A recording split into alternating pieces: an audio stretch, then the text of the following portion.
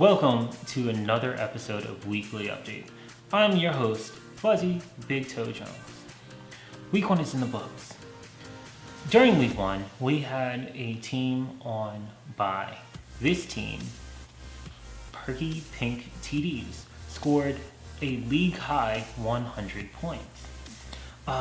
Overall, did she waste her one good game this season, or is this what we can expect week after week from her? Only time will tell. Next up, we had the closest game come from our reigning champ and first place loser, Broken Brock, and the Mailman. Brock barely squeezed out a win with a 2-point victory over the Mailman. Both these teams are very formidable, and everyone should look out for these guys this season. The second highest scorer of the week was Team Fear itself, a personal favorite of the show.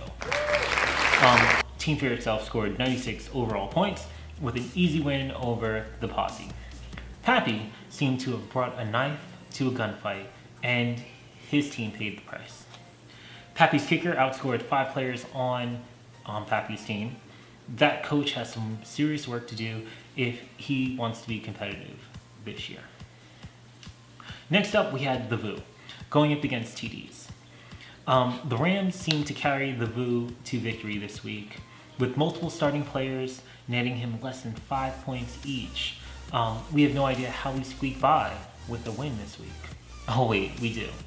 And that's because TDs had multiple players on his starting lineup get him negative points. Yeah, makes no sense.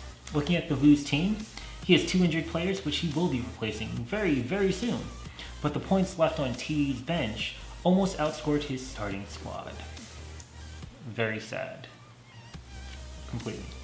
Next up, we had a pair of ladies that went head to head, and what was shaping up to be an epic battle seemed to fizzle as we watched, and it was pretty boring, honestly.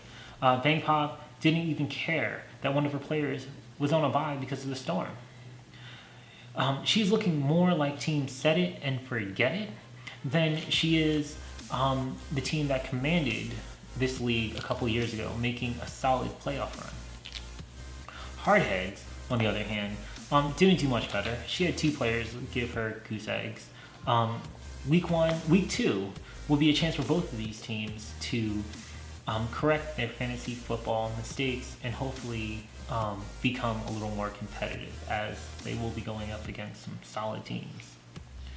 Last but not least, well, Crazy Cat did finish last and then was given the first overall pick. But this team is another team up for the Set It and Forget It award, as she did not start her tight end. As well, her first overall pick is out for some time of this season. This team's already planning for 2018. This is the first and only team to actually have their bench outperform their starters. On the other side of this game, we had another broadcast favorite, MFP. But this team barely broke 60 points this game. Wow. Does not seem to be a factor yet this season. But after looking at their draft and who they drafted, we had them pegged as a top 3 team. Don't understand it, but hopefully he can turn his game around. Maybe his team needs to put in some extra work, some extra practice to put up real numbers, to hang out with the big boys, you know? So, thank you guys for tuning in to another episode of Weekly Update. I'm your host, Fuzzy Big Toe Jones.